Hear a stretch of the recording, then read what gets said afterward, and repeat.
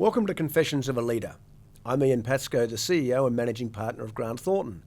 In this podcast, I sit down with some of Thailand's most accomplished business leaders to uncover their personal leadership journeys, their highs, their challenges, and the lessons they've learned along the way. My guest today is someone who has been a driving force in shaping digital transformation throughout Southeast Asia. Khun Nattida Sanguansin, known to many as Khun Pink, is the co-founder and managing director of Buzzebees, a leading CRM and digital engagement platform. What started as a team of just 10 employees has now grown into a powerhouse with over 600 staff and a user base of more than 190 million people across 9 countries. Khun Pink, thank you for being here. It's great to have you. Very welcome. I'm looking forward for this session. Very good. You've had a fascinating life. Hopefully, yeah. Hopefully it's valuable to share with the audience. I've certainly enjoyed researching you and understanding what you've done. So tell me how it started. What was your early life that brought you to where you are now, do you think? So the milestone in life, I born as oldest kids in my family, in normal Chinese Thai family. So I grew up watching my dad and my mom working quite hard. Went to high school at Triam Udom, where I met a lot of clever people. So my friend is the one that have like 100 score on physics, math, and like can go to entrance exam in chemistry and finish in 15 minutes. Yeah. And I felt so pressure then. So first year I went in, I remember, from St. Joseph Convent. So quite a change. So used to be like number 1 in that school, and like go to Triam Udom. I'm like, oh, why everyone is so great, right? And try to compete with them, getting quite competitive, like try to remain my first rank. And I realized that I can't compete with them because they're so clever. So year 11, this is not good for kids, but year 11, I didn't go to class at all. I skipped class. What, you were a rebel? Rebel.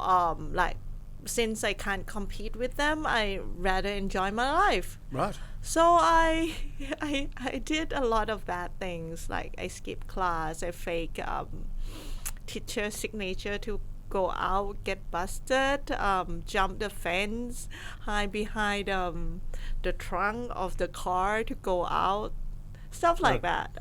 Seems cool at the times, but looking back, it's very risky teenager life. But it was something different, right? You're different from other people, which is sort of, I guess, has taken you forward. If you look at what you've done in life, it's been different. Yeah, it's been different. So I went, I chose economics as my department, like first one. All my friends went to doctor or engineers, and I'm like, no way, I'm not gonna go with them anymore, like this is it.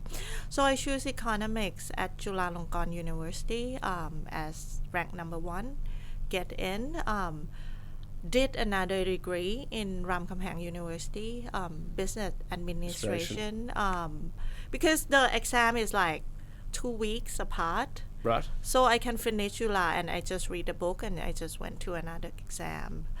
When in July, just went to class that I like again. The rest I skipped class and gone through that. You're sounding very like me at university. Very like me. So went from Triam Udom to July. That time, first year was really easy for me because you come from like super mathematics background. And then went in and become like the subject is much easier. So I kind of skipped class and become that. Is that because you were getting bored? Is you wanted more? Yeah. Because the thing that take you to exam, you can read in one night. Yes. And then you go. And your mind was looking for other things to do. Right. That what I realize right now too. I actually the one who hate go to training. Like I like to watch YouTube a lot because you can fast forward. Right. So I can do things faster. I'm very like hot. Like try to get things. Try to get things, absorb things faster, stuff like that. So and then I went to UK, study software engineer. Get bored. So You get bored easily. easily. So I want to change the total I can subject. relate to that very So much. so I want to do like Master of Science, software Right. engineer. So total engineer degrees in master. So relearn everything. Do coding, database design, networking. Realize I don't really like it at all. Like Remind me at that period, where were we with the IT development in the world? it's we had just internet. started. Just Yeah. started, and So what was the new hot thing in the technology at that stage? yeah, and I think it's a trend. Plus, I'm bored with like Right. economy and stuff. So I'm like, okay, let's learn new things. So my habit is I like to learn new things a lot. So come back, went to KPMG consulting, management consulting. I know that one day I'm gonna be entrepreneur. So I want to choose the career that see a lot of things. So when your entrepreneur skills, if you like, or your development started long time before that, though, didn't it? I would say because I saw my dad working as a business person, so the concept was always with me, right? When he do things and like when you were young, you do things like you try to sell the painting, you try to. So Right. I did a lot of selling like that inside. When was the slushies? You were selling slushies, weren't you? Didn't you? Yeah, that too. When was that? When I came back, KPMG and Oh, then that was after KPMG. Didn't you have a business at university? What were you trying to sell then? No. Only these slashy things. Only the slushies. And went really bad. Like, so I saw it, and the street police come and bust all my slashy vendor. Like, so I didn't plug in all the risk, like policy. What do you Right. call policy risk? Yes. The business model went beautifully. I ran the business model in my Excel. Everything go on the dot except the police thing. Okay. When the police thing come into the picture, we can't sell it. So it went really bad. And at the end, I kind of give up on like being illegal and running away all the time. Right. At that time, I was with GE Capital. Are you a GE? So it was a sideline of GE. Then. So sideline of GE, I found this business, Fruity Icy, Right. yeah, with my partners, and then it went badly, and then we closed it. And that time is 9/11. Right. Yeah, the World Trade Center, the plane hit to Yes. World Trade Center. So the U.S. government issues that 22's career have to do fingerprint scanning Right. before you enroll to any employment. So we found this iConcepts company together, Right. which is National Security Biometric Fingerprint, certified by FBI. At that time, FBI certified company was only like 4. So the mega 4 in the world. And the demand went spike high up. So we did this software together and then certified that in US within a month. So the fastest certification software certified, and we start selling that in US. So you developed that yourself? With my partners, and we hire a few locals developers to do that. So we certify that in US and start selling that. And in US, this went quite well. They become like NEC business partner and stuff like that. So we asked for Thailand territory to sell this software. So we sold to Thai government immigration bureaus, police department, forensics, Department of Labors, and we start having a bigger and bigger project in Thailand. And then I realized that actually I don't really like to work with the government. Working in with the government in Thailand have a specific character Yes. to do, and if people come to developing countries, they know that's what they have to deal with, and I realize that is not in the character.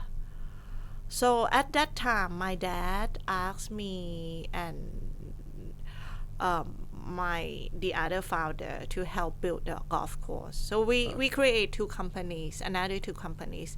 One, we create the golf course. The golf course was one existing golf course, the Royal James Golf and Sport Clubs in Salaya. And then we try to build another golf course, the Royal James Golf City in Rangsit Klong 8. Both have challenging project. The old golf course was membership golf course, where have no membership fee, maintenance monthly. So the business was quite challenging back then when I went in. We turned the business around. Is that because of the number of golf courses that were around? What did it No. try and create something unique? What was The business model was wrong. right? Why? So you have the membership, and they think that they're gonna take this membership money to generate interest, and that interest to maintain the golf course. Right. But time changes because interest when the bill is like 10% something, so it's enough. But when time pass, interest right now is like 1-2%. Yes. It's impossible that money can survive the maintenance of golf course. And the cost of everything went up. The petrol was from like 8 baht to 44 baht when I was managed. So have to turn around a lot of things from red to black, and managed to turn around that within like 4-5 years. That was with your father? Yeah, with my father, and actually it's kind of family kind of business each. There's a big shareholder, the other family who is my dad's best friends, right. And we kind of relative, but then he got me to manage that with the other partners, and then we at the same time we try to build Royal James Rangsit with renowned golf hole around the world. Right. So we went to do like this wonderful master plan on Augusta back 9, and like all the famous holes, Page holes, Bay Hills. So that was quite a fun project to do. So that is. Is that particularly different to what a lot of the other golf courses was doing? What was different between what you were doing and what at the time? Okay. The concept is totally different. It's the only golf course that do what we call replica golf course, right? So we bring holes from like famous golf holes around the world. So those weren't doing that. Yes, and at that time GPS just started, so we are the only golf course who grading with GPS down to the inch, which means that what we will see at the golf course is actually from the master plan down to the inch. Sounds expensive. Actually cheaper. Cheaper? Because the technology is you just attach that to the bulldozer, right? And you have zero area of errors. Right. It's very precise. You don't have to redo the work. It's actually cheaper. That one side. So the golf course was really good. The other side, I invent a very special golf package because we don't have money, right? We have to make loan to the bank to build the golf course, and so I'll calculate like 4 packages of golf course Right. with different approach. No one did that before. One is weekday membership because Okay. off peak I can sell really cheap, so I sell that membership half price of normal members. The other one is like group members where you put like $1 million or 4 million baht up front, and you don't have to pay, you get your money back in Right. return, and everyone like, wow, so good deal. But actually the model was, I calculate interest if I have to lend like To borrow that money from the borrow, bank. yeah. Yeah. So it's kind of totally different package, and we sell it all Right. before we built the golf course, and there was a flood. It's 2011. Yeah, flood both golf course. Yeah, so that was really tough Can imagine. on everything. So everything is kind of collapsed. At the same time, I mentioned I found the other companies called Buzzebees, where I'm working. So that was right the same now, time. At the same time as the golf course. When, just interested, when the floods happened, right, how did you feel? It's like heartbroken, I would say. It's like, Did you want to give up? heartbroken because it's like your baby, right? Yeah. And you saw it flood and everything. So did you want to give, was that like too hard, do something else, or I'm going to get up and... I don't think, like, Not that there's much you can do when you're in flooded. my life, not fighting is probably not an option. Right. I never feel that I can give up. It's too many lives depends on giving up, you know. You just can't like forget it, get up and go.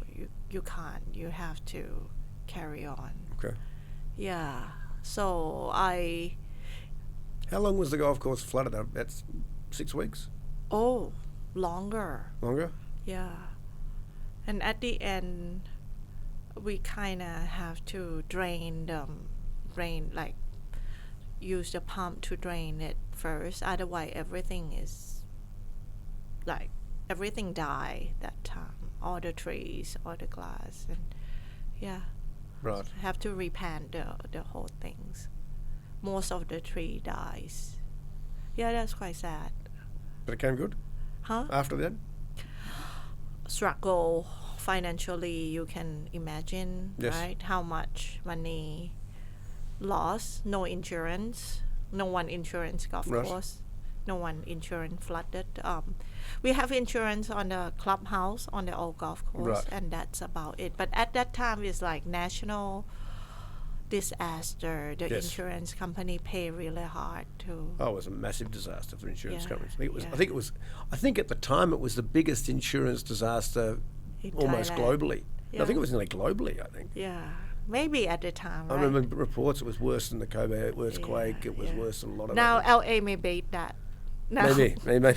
must beat that. Sure. Sure. But at the time, I remember it was. Yeah. 2011, I think, was one of the harder years for Thailand. If you look at all the other disasters we had around that time, in 2010 we'd had the red shirt, yellow shirt. Yeah, it's like Uh, over but- and but the- over. I always say Thailand just keeps throwing challenges at us all the time. Every Yes. year you think you're just about to get through unscathed, Yes. and then something just comes in with it. Right. But 2011, I think, was Yes. that was the hardest hit. And everything was good. Think about back then before the flood. Everything is in place. It was coming good. We'd had 2010. We'd had the problems out here. Yeah. The golf course part is perfectly fine. but- okay. So at the same time, How was your father then? my father was a very tough guy. He went through financial crisis, Tom Yam Gung, when I Yes. was in UK. Actually, I chose UK Mm-hmm. because of his financial position. I was always want to go to US to do my master and PhD, and after the financial hit, I'm like, okay, just do the degree that is cheapest, basically. So I went to Nottingham University. The degree was partly subsidized by scholarships and living expense. I remember I chose the one that £48 per week include everything. Right. Yeah. So I work as waitress because I want to travel. So Okay. all the travel money is from working. Yeah. I remember you telling me that if you needed money, your father would lend it to you. He wouldn't. Yes. So my father is pretty much businessman, and he lend it to me not because he want to lend it to me. He say all the money has costs. If you want to do the business model without interest, then it's not real world. So if you want to build a model, the money is not free. Everything is not free. Your house is not free. Your office, like, if you want to use my office, you have to rent it. Really? Yes. So actually, I rented the Fruity IC. I rent his office. Okay. 10,000 baht full floor. Basically, it's nothing. But Right. he won't give it for free for me. Yes. And I think that is a good lesson. I mean, he's very tough guy. So he went through the financial crisis. At that time, he borrowed US, Right. and US flowed to 60.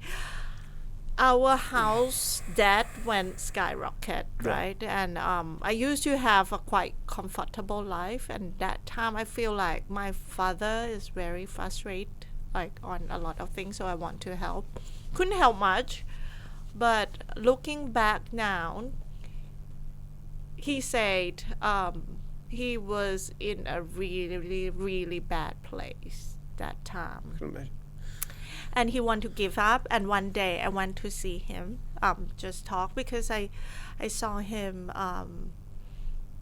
like really change, just like a guy who changed. So I told him that is okay if we can sell this house, and we can go rent a house, and we can live in a small house. We can get rid of like everything that we have, the car, the maid, everything.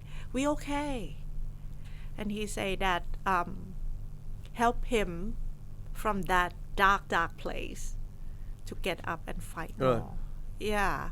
I didn't even realize that that is that important to him, but I think that is his turning point, not mine. Right. I just feel that if I need to help something, but I don't know, I was so young, right? Going back, I should help more. Looking back now, I should help more. Sounded like you helped a bit.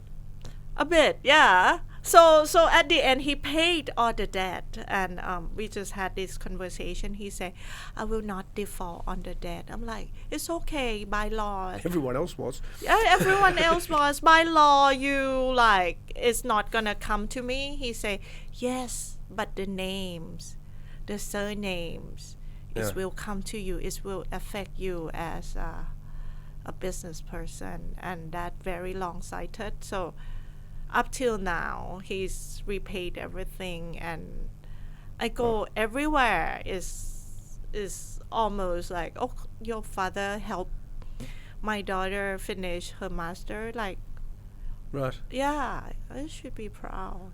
Yeah. Yeah. Because I tell you, I was here in Tom Yum Goong. That's why I came here, and a lot of people didn't care about defaulting at all. Yeah, he did. He's very honest guy. He tried to fight through the debt, and some of the debt wasn't by him. He just a guarantor. Right. Yeah, and he did everything right. And looking back now, like, wow, I'm not sure if I were him, I can do the same thing. Think about it's really tough. Yeah. Yeah. From you have everything to nothing in a month. Right. Yeah. But you still had your health. He still had his health. He still had his brain. And Yeah. he still had you. Yes. He said the profit that he got is 3 kids, which is nice. How he think like that. If it were me, I'm like, oh my God, this is hard. Up till now, I still do a business without try to borrow so much from the bank. Yeah. Everything I finance, I never do margins, so it's Right. kind of stuck behind behind my brain. That fear. Yeah, it's tough.